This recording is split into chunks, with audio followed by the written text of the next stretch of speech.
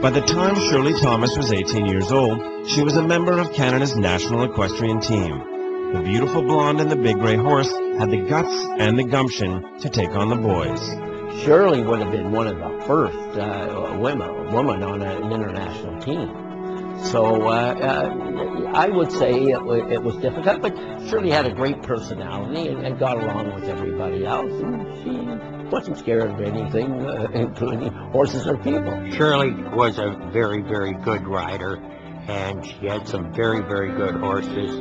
Jimmy Polk trained her quite a lot, and her Revlon White Sable was just a phenomenal horse. He went around a big international course like what we call a working hunter. Just gallop, canter down to the fence. Well, he could just lope down to the fences, but he could canter down to the fences without any trouble. You know, you didn't have to set him up. You didn't have to really pull him together so much. He was a big 17-2 grand gray horse. You know, wonderful looking horse. Literally just loped down to 7 feet.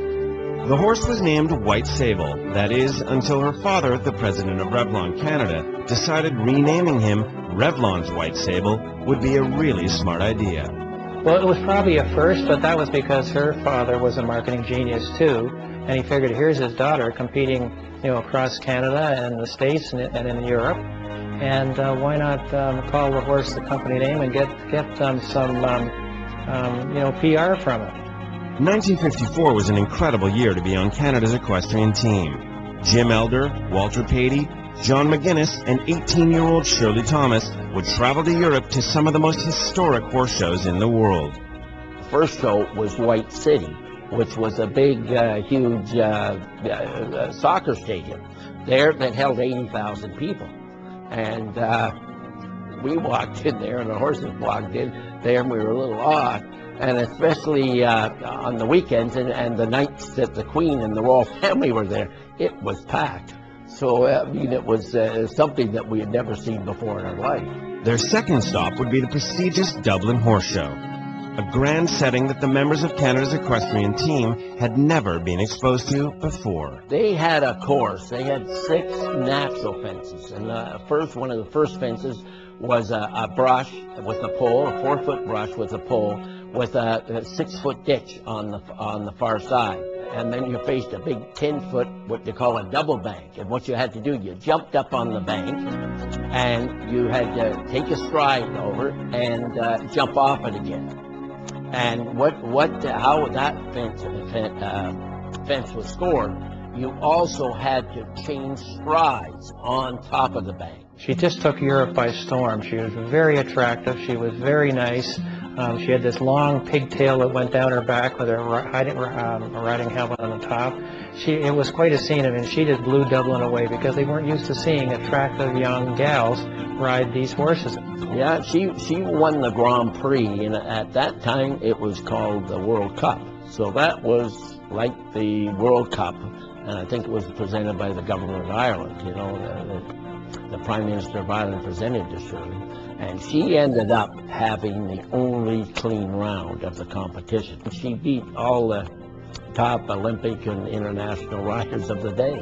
A young girl on a big gray horse with her hard hat on, but a big flowing blonde hair out behind her helmet and that. And she was good looking. It was pretty as a picture. So it was really, I guess, really it was stunning. As a woman, it was trailblazing. As a Canadian, it was groundbreaking. And as an 18-year-old, it was incredible. It was arguably the most significant Canadian moment of the post-war equestrian era. Because Dublin, especially back then, was one probably of the top 5 shows in the world. So it was a huge win. And actually, you know, stamped us and gave us some credibility. And the crowd, you know, cheered and that. I mean, it was magnificent. I mean, Irish are great anyways. They're animated anyways, the Irish, and they gave a great reception to Shirley. And the press were very, very positive. Definitely she opened the door for female riders, you know, because she could do it, and other girls thought, well, why can't I, you know? Those ladies could see what a person can do, and compete at an international level, and it gave them a goal to do the same thing. Shirley's time in the sport would not be long, but her accomplishments were historic. They were part of the foundation that paved the way for Canada's equestrian explosion that would soon follow. She was very prominent because she was winning, and you know, everybody likes a winner, and everybody knows it's a winner.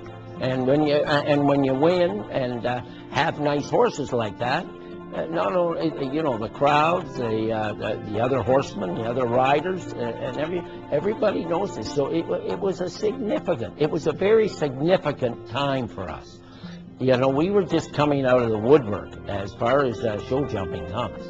So when you can win a big class like that in Europe, it made a really big impact on our sport.